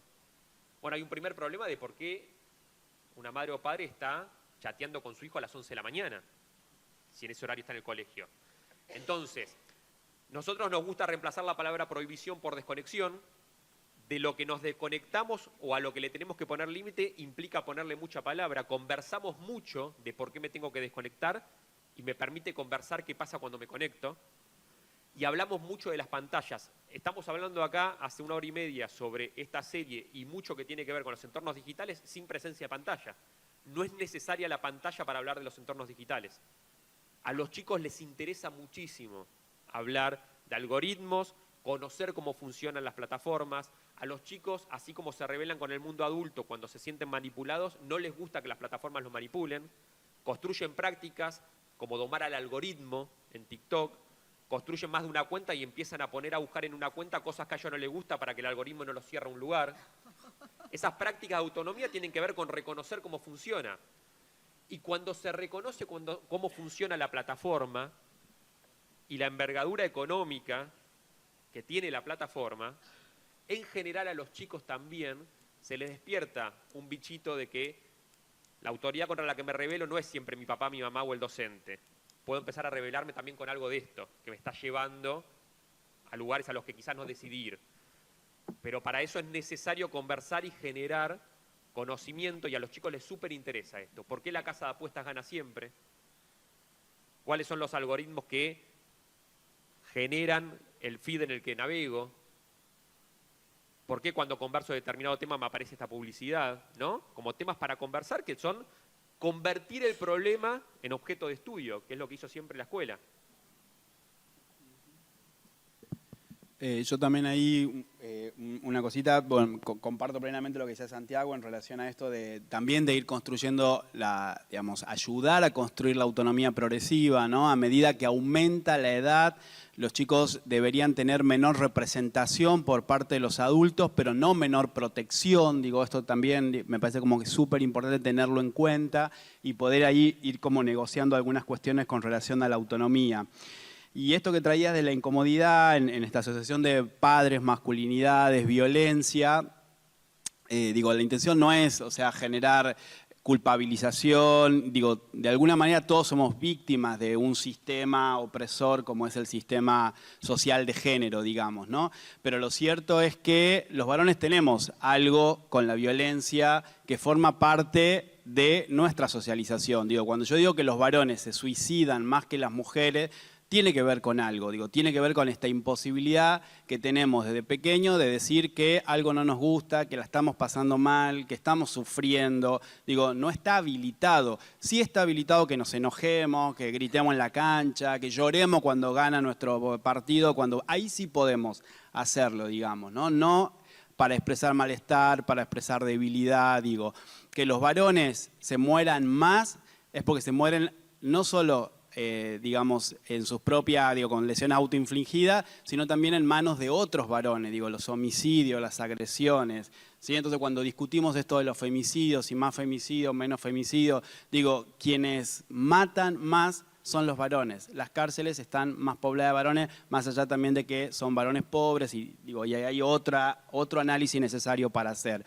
Digo, entonces, en este sentido, me parece que es no culpabilizarnos, ¿sí? No quedarnos en esta posición de víctima, bueno, yo no soy violento, yo no soy así, no me vengan con esto, digamos, ¿no? Y sí poder pensar de alguna manera, digo, en esta charla, lo que trae la mamá de allá, digamos, de que siempre son los mismos, ¿no? Siempre son los mismos que pareciera que están ahí como pensando algunas alternativas. Y yo diría que siempre son las mismas. Digo, celebro que hay un montón de padres varones, pero en general en estas charlas hay más mujeres que varones.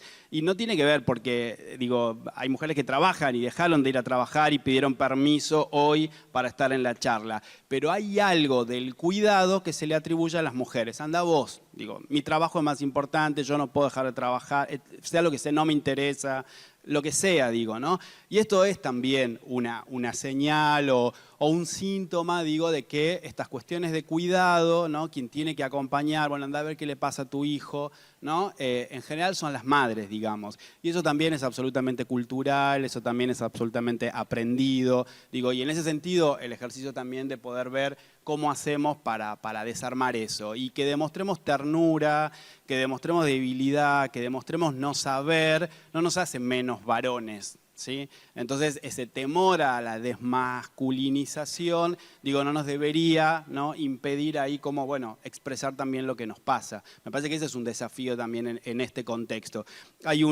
Cierro ahí, hay un artículo a partir de la serie, se llama El malestar de los varones, de Enrique Carpintero, que es un psicoanalista, está en la revista Topía, pueden buscarlo, y ahí él habla precisamente, ¿no?, de qué pasa con esto de que a los varones se nos culpabiliza en exceso, cuando no todos somos responsables de determinadas situaciones de violencia, digamos, ¿no? Perdón, y acá voy a pasar el chivo de la educación sexual integral. Digo, justamente una herramienta muy potente que hoy tenemos en las escuelas, desde la ESI, es poder revisar estos estereotipos que mamamos en una cultura, no es algo conceptual, entonces permitiendo que puedan elegir libremente a qué jugar, a qué disfrazarse, digo, no revisando estas frases de no llores porque sos varón, ¿no? O permitir ciertos juegos a las nenas y a los varones. Digo, muchas veces el prejuicio de las familias es, uy, entonces va a volverse homosexual si lo dejo jugar con una muñeca. Digo, y poder revisar los prejuicios que tenemos las personas adultas, porque después eso hace que la posibilidad de conectarse con la ternura, si nunca pudo tener una muñeca y jugar a ser futuro papá, pero parece que jugar a ser futura mamá no hace ruido, digo, poder revisar estas cuestiones, ¿no? Hace poco yo pertenezco a un movimiento que se llama Movimiento Federal por Más Es, hicimos un festival en Cava y conocí un colectivo que se llama Hombres Tejedores Argentina, que me hacía acordar un hermoso cuento que trabajamos en las escuelas que se llama Héctor, el hombre increíblemente fuerte, que era un forzudo del circo que tenía un secreto, que era que le gustaba tejer, para que no se burlaran de él. Y me hizo mucho acordar cuando conocí este colectivo de gente maravillosa que vino a tejer y a enseñar a tejer, y tengo que aclarar, y la mayoría era heterosexual, porque si no enseguida piensan, ah, claro, pero seguro que eran todos homosexuales. Digo, siempre está todo poblado de estos prejuicios, ¿no? Cis, heterosexuales, blancos, que aman tejer, vamos a aclarar todo, digo, porque aparecen todas estas representaciones terribles que tenemos.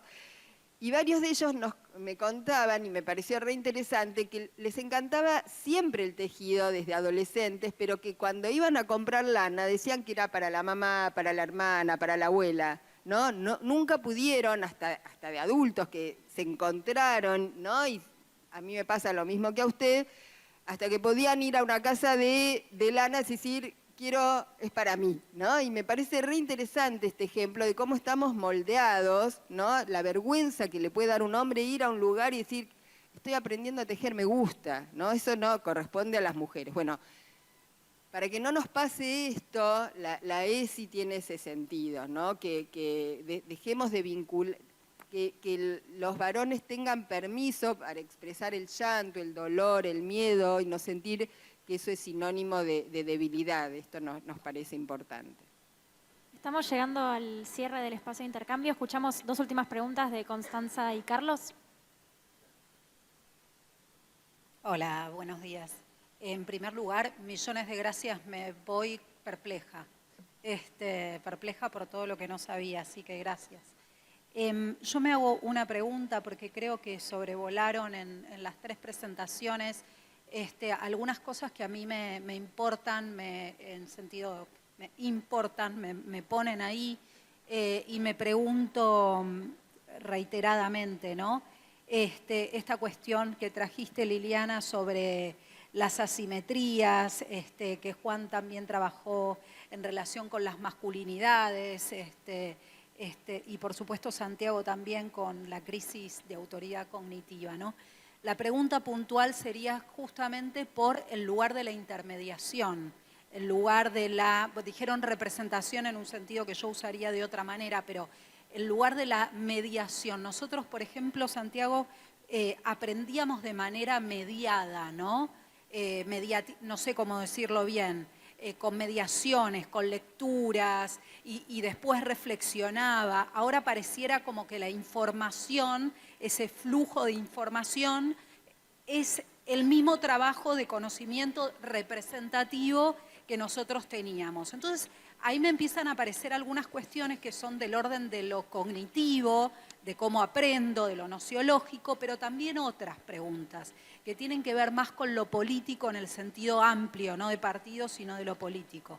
¿Qué es el rol de las instituciones y la cuestión también de la mediación, del lugar de intermediación? Doy un ejemplo. Las escuelas no sirven para nada. Las escuelas deben modernizarse. La escuela estuvo pensada en el siglo XIX y ya no representa, y como la escuela, el resto de las instituciones, la familia, etcétera, etcétera. Pero sin embargo, ustedes traen algo con lo que yo estoy completamente de acuerdo, que es el rol de la autoridad y la importancia, en algunos casos, justamente de esa mediación asimétrica, ¿no? Entonces, ahí yo tengo un problema enorme que digo, y este no es un problema de los adolescentes o de los niños, sino un problema de los adultos, que me parece que en la intención de entender nos pasamos de vuelta o nos fuimos de mambo. Eso por un lado. Y por el otro lado, me preocupa, Santiago, ¿qué son las pantallas? Las pantallas son realidades, digo las pantallas porque no tengo términos para... Es una realidad que habitamos. La pantalla es una representación, como lo fue un libro. En un punto yo cuando leía habitaba ese libro, ¿no? Pero después volvía. No sé cómo pensarlo. Es como que no me da la psicofísica, psicoquímica para tratar de asir de qué estamos hablando. Me cuesta un montón. Perdón. Escuchamos la pregunta de Carlos, así... Bueno, muchas gracias. La verdad que un disparador de muchísimas inquietudes y de muchísimas dudas. Muchas gracias a la escuela por abrir este ámbito. Yo creo que esto es necesario. Yo lo que siento que en la realidad actual la familia está superada en estos temas. Y la única forma de poder encararlo es de una forma colectiva. Desde la familia como núcleo se van a poder dar respuestas muy parciales y que no van a solucionar el tema. El tema puntual que yo veo es que hay problemáticas que en realidad son recurrentes de toda la vida, problemáticas del adolescente, problemáticas en las cuales yo también me veo reflejado de lo que era mi adolescencia, pero que en este momento se encuentran ampliamente amplificadas por las redes. Y el tema puntual que a mí me inquieta o me preocupa es el tema del acoso. Antes uno podía ser muy cruel con su compañero, y muchos lo hemos sido, pero quedaba restringido a un ámbito delgado, a un ámbito restringido. Hoy por hoy lo que yo veo que esa burla, que puede ir también creciendo en algo más grave, se amplifica de una forma a través del WhatsApp, tal vez del TikTok, del Instagram, de los grupos de WhatsApp, que genera una dinámica donde el acosado, que en algo también lo refleja la serie y tal vez no tocamos ese punto, está totalmente superado por esa circunstancia. ¿Qué podemos hacer como comunidad frente a eso, frente a lo que nos puede estar en nuestro alrededor?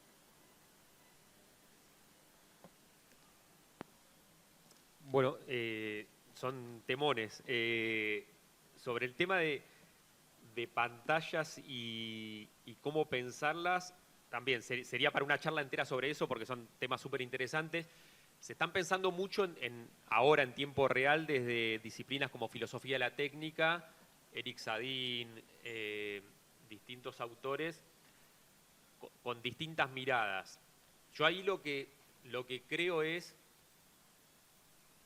que en términos, para pensarlo y poder linkearlo con diagnósticos actuales y posibilidades de intervención actuales, una definición operativa y que nos deja con margen de acción es pensarlo como territorios. Pensar que hay territorios físicos y territorios digitales y que la pantalla son la posibilidad de mediación o de entrada al territorio digital. No hay territorio digital sin pantalla de por medio. En ese sentido, hay miradas poshumanistas que generan una lectura. El problema de esas lecturas para pensar estas cuestiones de crianza es que dejan pocas herramientas. Entonces, me parece que hay mucho para profundizar de eso y se está desarrollando y no está tan claro hacia dónde va. Y después hay cuestiones, sobre todo con inteligencia artificial generativa y distintas cuestiones que van sucediendo en estos tiempos,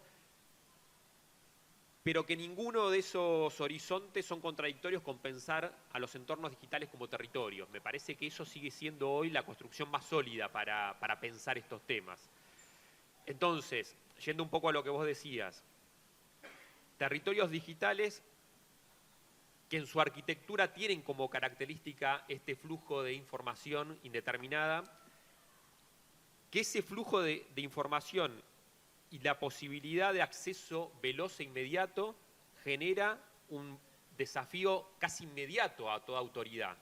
Porque el principio de autoridad siempre estuvo dado por poseer un conocimiento o una experiencia que la otra persona o que las otras personas no tenían. Hoy, mediante un dispositivo móvil, en 11 segundos, en 5 segundos o en 7 segundos, esa persona puede acceder incluso a un caudal o un volumen de información mucho mayor a quien está en ese rol de autoridad. Entonces, el desafío ahí, Inés Dussel lo que plantea es que, ¿dónde estaría el carácter? ¿Por qué un docente o una docente no podría ser reemplazada por un algoritmo? ¿No? Que es también una discusión que ahora viene en términos de política pública, política educativa. Y ella lo que plantea es que hay un carácter humano en el conocimiento humano de la persona, del alumno o la alumna, que tiene que ver con la posibilidad de abrir mundos que no están mediados por la repetición. Un algoritmo en general es un conjunto, una combinación, un diálogo de datos que lo que hace es estadísticamente ofrecer resultados o consejos vinculados con lo que vos ya hiciste, con las huellas que vos dejaste. Vos dejás huellas y marcas y hay una lectura, una combinación de esos datos para ofrecer una síntesis nueva que te va a satisfacer porque vos sos eso que ya dijiste. En Netflix viste comedia romántica con Adam Sandler y te va a seguir recomendando comedia romántica. ¿Cuál es el problema? ¿La ventaja cuál es? Tengo que buscar menos. El problema es que no voy a llegar a otro género. En esto que estamos hablando aparece algo que puede ser la excepción al desarrollo de las inteligencias artificiales o al desarrollo de la tecnología en la actualidad, que tiene que ver con el rol de cuidado. Hay una pregunta hoy en filosofía de la técnica y de carácter humanista que tiene que ver con qué es lo propiamente humano. Hay algo desde el minuto cero que nos caracteriza como seres humanos que tiene que ver con la empatía y con la necesidad de cuidado. Un ser humano inmediatamente se inserta en sociedad adquiriendo el lenguaje, llorar para manifestar hambre, sueño o lo que sea, y una interpretación en una práctica de cuidado sobre eso. Pensar el cuidado como lo propiamente humano nos puede ayudar también a pensar cuál es esa característica que nos diferencia, esa característica que no se puede delegar y que puede ayudarnos a reconstruir autoridad también, construir autoridad desde el cuidado. Pensar que ese rol es indelegable a una máquina, a una inteligencia artificial, a un desarrollo. Entonces, pensando en esto que vos decías, el desafío al momento de aprender hoy es diferenciar en ese flujo indeterminado de información qué es lo verosímil, lo verdadero y lo útil de todo lo otro, ¿no? Hay un autor que dice hoy se puede conocer más cómo piensa una persona, la inteligencia de una persona mirando su papelera de reciclaje, ¿no? Hoy nos vamos a empezar a caracterizar en términos de conocimiento por lo que descartamos, no por lo que elegimos. Es tanto lo que hay y el desafío de estas instituciones para recomponer autoridad cognitiva me parece que tiene que ver con eso, ¿no? Con generar prácticas de cuidado, con generar prácticas que tengan que ver con el bienestar. Aparece un horizonte de la desconexión como privilegio, ¿no? Sobre el que tenemos que pensar también, ¿no? ¿Qué es lo que viene después? Pero me parece que un poco en esas premisas puede haber parte de la respuesta, pero es un tema casi para una charla completa. Sí, yo quería tomar una cuestión que vos hablabas del algoritmo, también tener presente cómo el algoritmo nos genera una fantasía y una realidad de que estamos en un mundo de iguales, porque todos consumimos lo mismo, porque en las redes somos todos parecidos, y si aparece alguien en nuestro muro con algo, hacemos así y desapareció, digo, tener registro cómo esto impacta en la dificultad de la convivencia con los cuerpos reales. Las escuelas es un espacio que no está armado por el algoritmo, está armado por niños, niñas, adultos, docentes que están conformados de manera diferente. Entonces hoy hay una gran dificultad para convivir, aceptar y respetar a las diferencias. Por un lado, promovido por esta ficción del algoritmo, por otro lado, por un contexto nacional y mundial que avala la descalificación de la diferencia, la discriminación, la eliminación del diferente, y esto también tenemos que pensarlo en cómo impacta en las situaciones de acoso. No estamos en cualquier contexto, estamos en un contexto de guerra, en un contexto complicado. Entonces, por supuesto que esto lo mamamos nosotros y lo maman nuestros hijos y nuestras hijas recurriendo a la violencia y no a la conversación como manera fácil de resolver las cosas, y además porque no podemos hacer así todo el tiempo para bloquear a lo que no nos gusta. Digo, por suerte existimos, todavía no nos robotizamos. Entonces me parece que hay que inscribir las situaciones de acoso en las cuestiones de las redes, pero también en el complejo contexto mundial y nacional en el que estamos viviendo. Y ahí me parece, yo justo había leído una nota que me gustaba mucho que decía, se puede suponer que basta con estar y amar al hijo.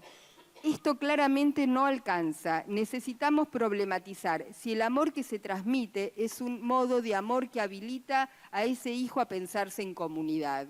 Y me encantó esa frase, ¿no? Porque en la medida que le cedemos a todos los gustos y al llame ya, no lo estamos ayudando a vivir en comunidad, a vivir con otros, a frustrarse, a postergar el deseo, a pensar que a veces las cosas no nos van a salir, a que hay un límite, a que hay un borde que tiene que ver con la convivencia, ¿no? Entonces, porque si no la cosa es muy fácil pensarlo en términos de víctimas, culpables, buenos y malos, pero si lo pensamos en la complejidad de los vínculos que estamos atravesando hoy todos, me parece que cobra otro carácter, ¿no? Y asumir el guante, esto creo que coincidimos los tres, en nuestro lugar de adultos, ¿no? En cómo vamos a ayudarlos a vivir y convivir con las diferencias en un mundo más humano cuando la mercantilización de la vida y la deshumanización es moneda corriente y la crueldad domina el paisaje cotidiano, ¿no? Me parece que este es el gran desafío, y si estamos acá reunidos, si la escuela armó este espacio, creo que sí es posible, y que si nos vamos incómodos, está bien, no vamos a pensar en un final feliz con monito, pero me parece que la incomodidad genera acciones para poder pensar qué hacemos con eso, y eso digo que es bienvenido.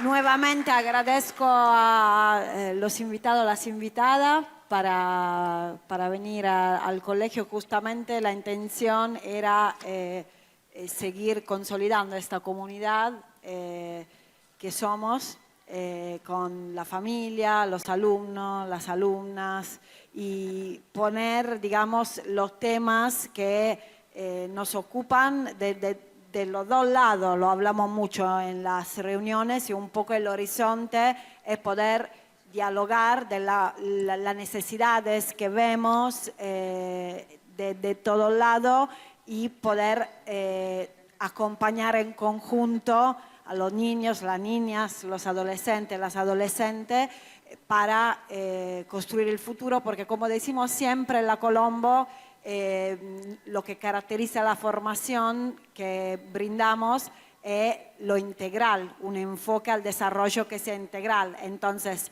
no siempre lo académico es lo único que nos ocupa. Lo académico es posible si está todo lo demás que ayuda a construir, ¿no?, la identidad de lo que van a ser futuros adultos. Muchísimas gracias por estar y por tomarse el tiempo.